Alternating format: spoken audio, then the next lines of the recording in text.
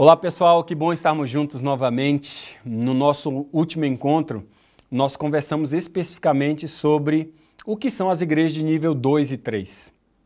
Como principalmente as igrejas desse nível, elas parecem boas congregações, mas no fundo elas produzem membros consumidores que imobilizam a igreja rumo ao crescimento hiperbólico. Na conversa de hoje nós vamos falar sobre discrepâncias que afetam uma prática saudável. Nós vamos trabalhar ideias, como essas ideias, muitas vezes super apaixonadas, radicais, muitas vezes também polarizantes, e sem base bíblica, podem, de certa forma, atrapalhar o movimento de revitalização de igrejas e podem ser parte das igrejas nesse estágio de nível 2 e 3. E a gente vai discutir como que essas discrepâncias, elas complicam o processo de uma prática de uma igreja saudável. Eu percebo um problema muito sério quando a gente está lidando com essas discrepâncias, porque a missão de Deus como paradigma do ministério local, ele pode encontrar pelo menos dois desafios iniciais, que são desafios que eu percebo na lógica da vivência de igreja, conversando com pastores constantemente. Primeiro, eu vejo, dentro desse modelo de ministério local, primeiro eu vejo igrejas que são super pastrocêntricas, ou igreja centrada no pastor. O pastor está aqui e a igreja está aqui e tudo vem de cima para baixo. O outro lado também é verdade. Às vezes você tem uma igreja super centrada nos membros e o pastor está aqui. O pastor só obedece, a igreja diz o que tem que ser feito e as coisas têm que acontecer de acordo com o que a congregação sozinha acha. Aquilo que nós estamos discutindo aqui vai completamente longe ou diferente desses dois paradigmas de ministério local. Nem pastor-cêntrica e nem só os membros ditando o que tem que ser feito. Pelo contrário, nós temos uma convergência, que a alternativa é uma igreja que de fato é centrada na missão de Deus, onde pastores e membros estão em direção ao mundo, desenvolvendo a missão, participando da missão de Deus. Nós conversamos juntos e chegamos a um denominador para ser participantes dessa missão. Boa parte das igrejas, elas estão no paradigma de igreja centrada nos pastores ou nos membros.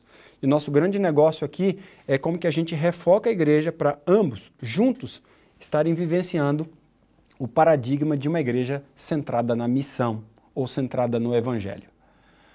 Eu tenho uma pergunta muito básica quando a gente senta para conversar sobre isso.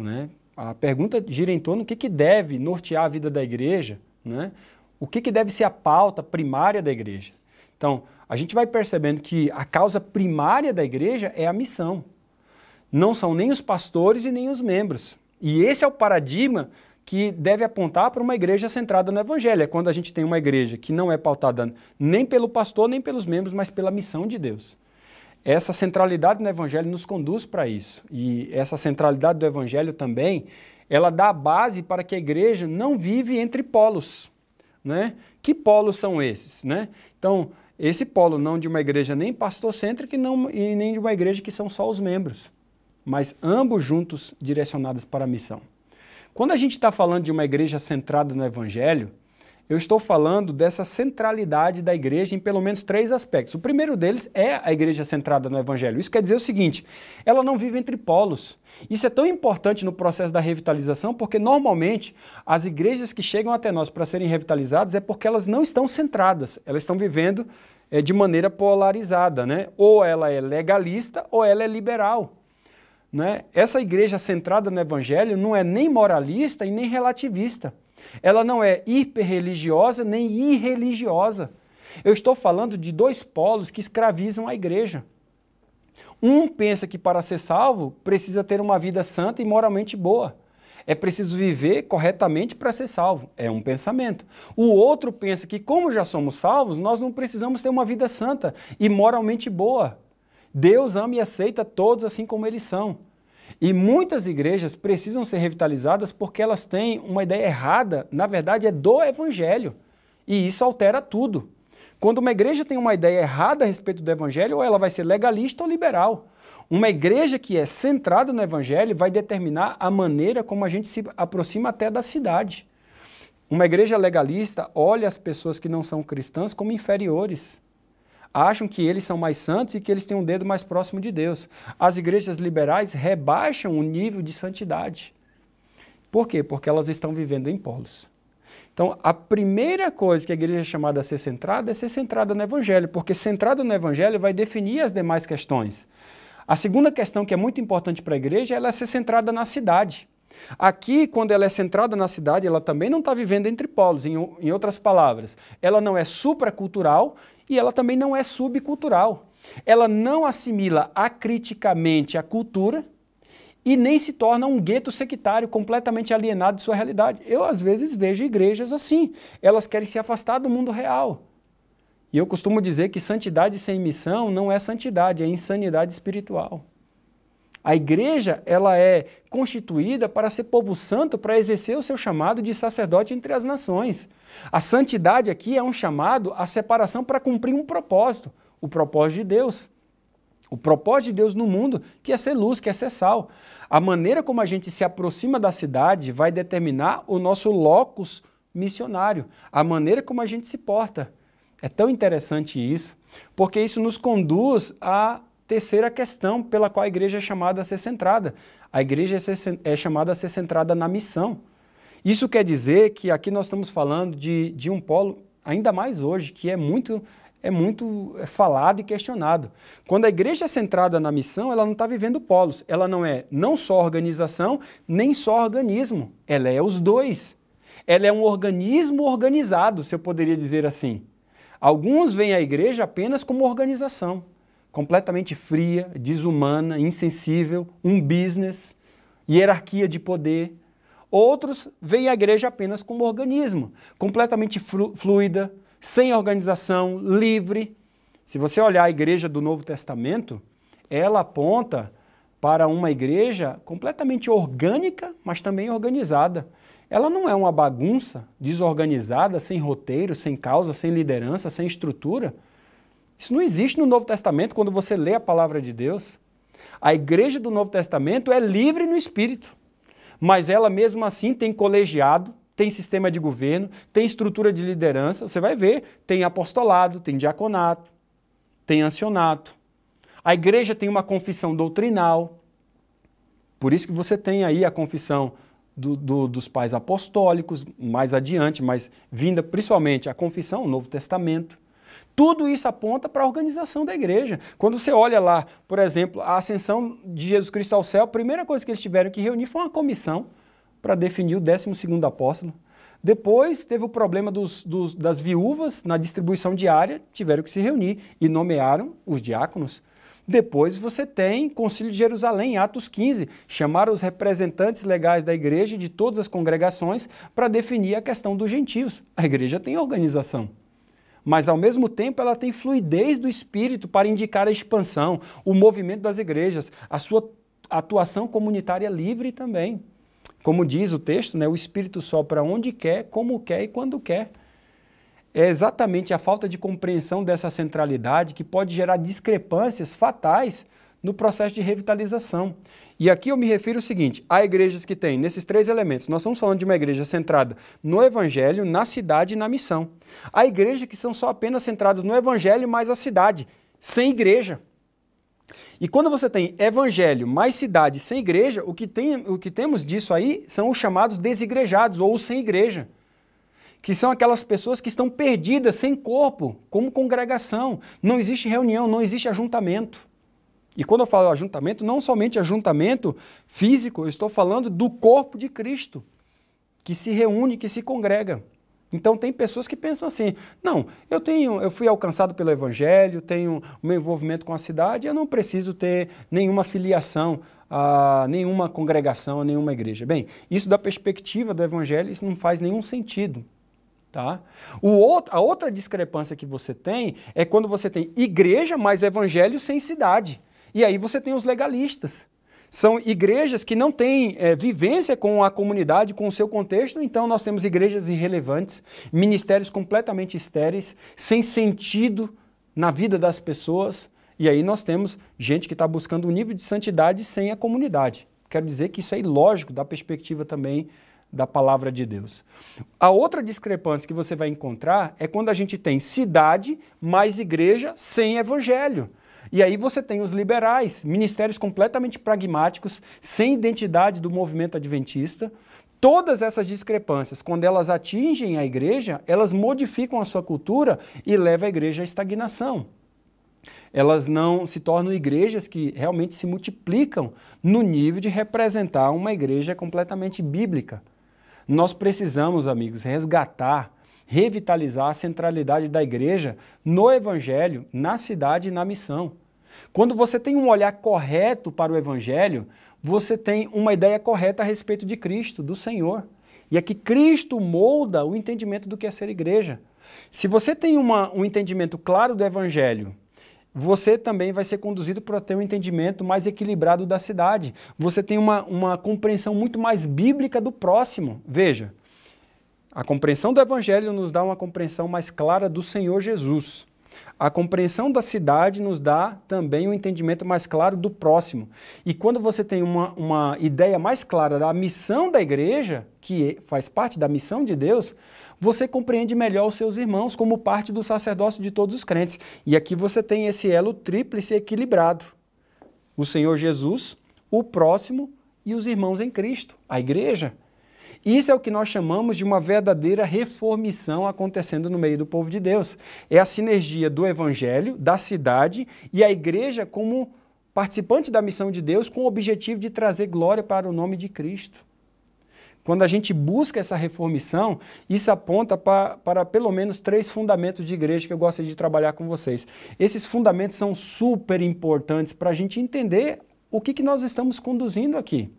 Primeiro, as igrejas, elas são bíblicas. Nessas igrejas deve haver, irmãos, pregação da palavra de Deus, da Bíblia. A igreja da Reforma Protestante, né, você vai ver que ela tirou a mesa e ela colocou o púlpito. Por que ela tirou a mesa e colocou o púlpito? Porque a centralidade do culto é a palavra de Deus. Sabe o que eu tenho percebido hoje? Eu tenho percebido de que ainda muitas igrejas têm muito apreço pelo púlpito, mas não existe mais palavra. E eles chegam até a ter que passar em comissão se podem mover um púlpito ou não da congregação, porque o apreço está no púlpito, mas a palavra já não é mais pregada. Outras igrejas já não têm palavra e o púlpito seria qualquer coisa irrelevante, então eles não têm nem mais púlpito e nem palavra. Sabe, irmãos, eu particularmente entendo de que não há nenhum problema em ter ou não ter o púlpito, mas que tenhamos a observação de que nunca falte a palavra, porque o púlpito está ali para dizer que a palavra é o centro. Quando a palavra é retirada, aquele púlpito não faz nenhum sentido. A igreja da Reforma Protestante entendia de que a palavra é o centro. É o sola escritura, é o tota escritura, é ela que dá base. Uma igreja que é essencialmente bíblica é uma igreja que ensina e prega a palavra de Deus. Nessa igreja deve haver as práticas das ordenanças, do batismo e da ceia. Há igrejas que não fazem mais batismo. Elas não batizam, elas passam um ano inteiro, só aqui no nosso contexto, quase 13 a 14% das congregações não levaram uma pessoa a Cristo durante um ano inteiro. Essas igrejas, elas não são bíblicas, porque igrejas bíblicas são igrejas que obedecem às ordenanças do batismo e da Santa Ceia.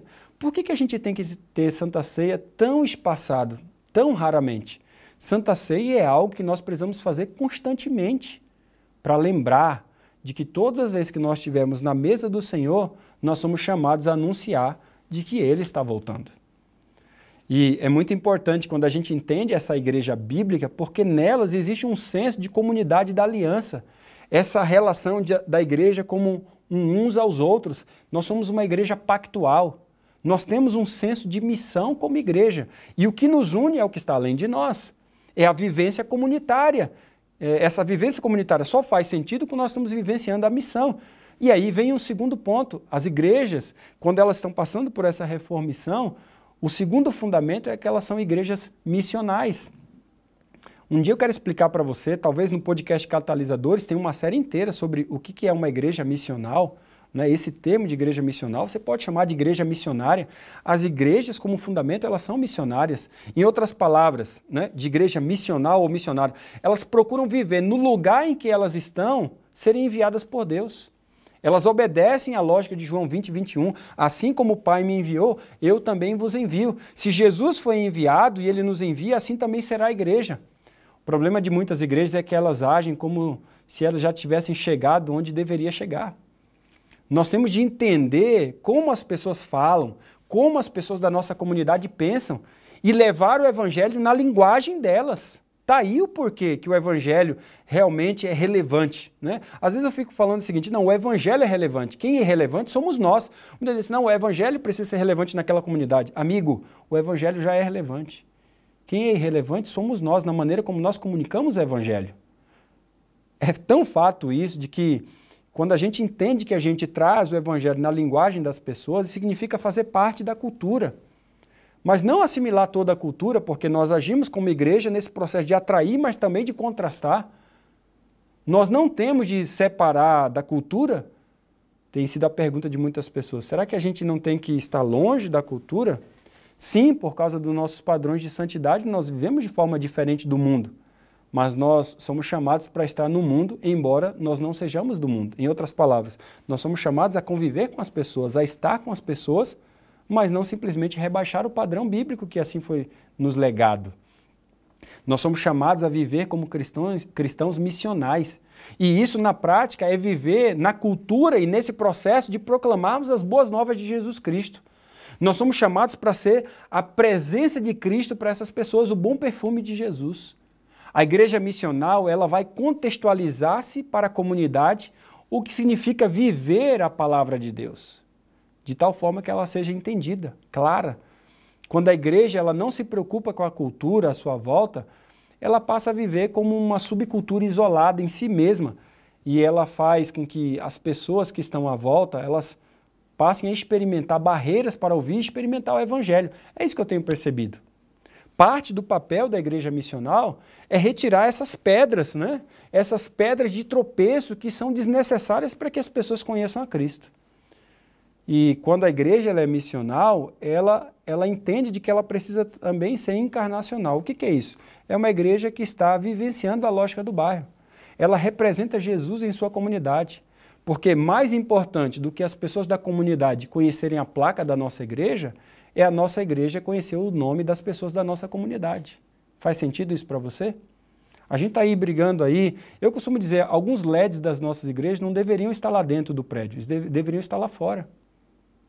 Porque muito mais importante do que as pessoas conhecerem a placa da nossa igreja, é elas conhecerem, ou as pessoas da igreja conhecerem os nomes das pessoas da comunidade. E isso implica numa igreja que é do contexto, autóctone. Elas se reproduzem e produzem onde estão enraizadas, no seu próprio contexto. Elas são intencionais. Elas procuram viver como agentes da missão de Deus. Elas são verdadeiras embaixadas. E por último, o terceiro fundamento, as igrejas elas são espirituais. Já falamos que elas são igrejas bíblicas, elas são igrejas missionais e elas são, por último, igrejas espirituais. Eu percebo que existem algumas questões que impedem o crescimento espiritual nas igrejas, principalmente nessas igrejas de nível 2 a 3. E por isso nós estamos aqui, para passar por esse processo de revitalização. Igrejas que têm dificuldade em ser igrejas espirituais, elas focam em si mesmas. Né? Se não tiver exatamente do jeito como elas pensam, elas não adotam. Sempre vai haver reclamação e etc. Então, tudo tem que estar de acordo com o que todo mundo pensa daquela congregação. Não se tenta algo diferente, não se procura novas maneiras. Igrejas que têm dificuldade com a espiritualidade, elas estão sendo disciplinadas da parte de Deus. Por que eu digo isso? Porque muitas vezes existe pecado e heresia na igreja e ninguém está fazendo nada. Existe pecado aberto e ninguém está colocando a questão em pauta. E quando a igreja está vivenciando o pecado aberto e todo mundo passa a mão pela cabeça, existe disciplina da parte de Deus. Outra coisa é que falta uma fé profunda na igreja. E essa questão da falta de fé profunda é uma das questões que mais eu percebo nas igrejas, porque muitas vezes as igrejas se acham tão maduras que elas não precisam crescer. Não é? É como diz lá em Apocalipse capítulo 3, relacionado com a Laodiceia, né? Vocês são tão ricos que vocês não precisam de nada. Falta uma fé profunda para entender, para dar humildade, porque é isso que a fé faz. A fé nos dá transferência de confiança. Não é? A fé nos ajuda a entender de que a nossa confiança não tem que estar em nós mesmos, mas em Deus. Então, a gente baixa um pouquinho o nosso ego, o nosso orgulho, a gente se torna mais humilde, a gente se torna mais maduro para estar aberto para o crescimento, para crescer, para aprender. Outra questão das igrejas que têm muita dificuldade com espiritualidade, que são igrejas que estão fazendo a igreja acontecer sem que ela seja igreja. Não sei se você entende o que eu estou falando. É aquela concepção de igreja como prédio e programa, mas ela não é uma comunidade viva, uma comunidade em missão. Ela não é orgânica, ela não é vibrante, ela não é contagiante, não existe alegria, não existe aqui a vivência do evangelho sendo transpirado na vida dos membros. É prédio e programa, é culto e liturgia. Elas fazem acontecer igreja sem ser igreja. Uma outra coisa que eu percebo dessas congregações é a diluição do evangelho e da verdade. Perderam a identidade do movimento. Elas já não vivenciam a missão, já não confessam aquilo que nós acreditamos no corpo doutrinal da igreja, né? Elas já não confessam mais, já não entendem, já não estudam mais aquilo que nós acreditamos, e muita coisa que se diz não tem fundamento porque não estuda, não está profunda na palavra, na confissão de fé da qual adotamos, fundamentado na palavra de Deus. Lembrando que a igreja adventista só tem um credo, e o credo é a Bíblia. E o que nós temos do Nisto Cremos nada mais é do que uma sistematização daquilo que nós cremos, da nossa confissão de fé. Normalmente essas igrejas passaram de longe essa realidade. O evangelho foi diluído e a verdade já não tem mais a sua pujança. Outra coisa que normalmente essas igrejas elas se distraíram do primeiro amor. Não tem mais. E essa é uma acusação que vai ser feito para a igreja de Apocalipse. Vocês perderam o seu primeiro amor. Onde está o primeiro amor dessa igreja? Aquele ímpeto inicial que deu forma a essa congregação. Normalmente, quando a gente perde o primeiro amor, é um chamado nesse curso de revitalização a vocês voltarem para o primeiro amor. Aquela paixão, aquela convicção, aquela causa que deu razão da existência dessa igreja. Outra questão é quando a gente é falho no processo de discipulado. Há pessoas que estão se tornando cristãs, mas não estão crescendo na fé.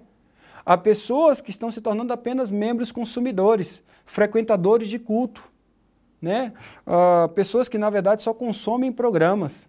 Elas não estão crescendo na caminhada cristã, amadurecendo. Elas não chegaram na plenitude de Cristo. Então, quando a gente tem um processo falho de discipulado, a gente acaba determinando crentes fracos. Crentes que têm uma expectativa muito baixa do discipulado, mas uma expectativa muito alta das estruturas e dos programas. Nós não queremos isso para a sua igreja. Outra questão que eu percebo da falta de espiritualidade nas igrejas é quando nós temos um ministério que não é relevante. Como que a gente comunica o evangelho na vida das pessoas? O evangelho em si ele já é relevante, eu já disse para vocês, nós que muitas vezes nós não somos. Mas o evangelho tem todas as características, o DNA, para falar para todas as pessoas. E isso é o que faz com que as pessoas tenham esse entendimento. Não, nós precisamos ter uma igreja para pós-moderno. Gente, nós não fazemos igreja para pós-moderno. Sabe por quê? Porque dentro do bairro, dentro da comunidade, existem pós-moderno, moderno, pré-moderno, tem até feudal lá. Então nós não fazemos uma igreja para o segmento, nós fazemos uma igreja para a comunidade e cremos que o evangelho vai alcançar a todos. E os nossos métodos são adaptados para encontrar esses nichos. Mas a igreja está ali para ser igreja do contexto. Isso significa que ela não é uma igreja de um segmento, mas uma igreja de todos. E a gente precisa entender isso, porque isso é fundamental para a gente entender também essa revitalização. Por último, eu diria que um dos problemas centrais para uma igreja que precisa alcançar essa espiritualidade é o orgulho. Talvez é um dos piores problemas. Há muitos que acham que não tem nada a aprender com mais ninguém, né? Eu acredito que você está aqui porque você quer aprender, mas muitos talvez nem cheguem a esse ponto. Por quê? Porque não estão abertos ao aprendizado. São orgulhosos, né? É somente o eu, né? O eu domina. E quando a gente entende de que o nosso orgulho é deixado de lado, a gente percebe que o sacerdócio de todos os crentes, ele se abre, ele cresce. Você percebeu que nessa nossa conversa, nós estamos chamando a igreja para ser centrada no evangelho, centrada na cidade, centrada na missão? Porque para a sua igreja ser revitalizada, você precisa fazer esse autoexame. Se a sua igreja é bíblica, se ela é missional, se ela é espiritual.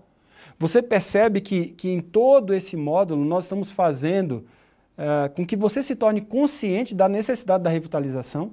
É um choque, de fato. Chamando você à consciência de como a sua igreja está distante um pouco mais do ideal. De como as igrejas de nível 2 e 3 não estão aspirando o nível 4, não estão trabalhando para isso. Nós estamos falando de que você está doente e você precisa de tratamento. É preciso que você liste quais possíveis discrepâncias vocês como igreja estão suscetíveis e quais problemas afastam vocês do ideal de ser uma igreja bíblica, missional e espiritual. No nosso próximo encontro, nós vamos conversar sobre as tensões que as igrejas, em estágio de manutenção e declínio, elas precisam superar para dar um passo importante rumo a essa mudança, a mudança na sua cultura. Nós nos encontramos lá. Até breve.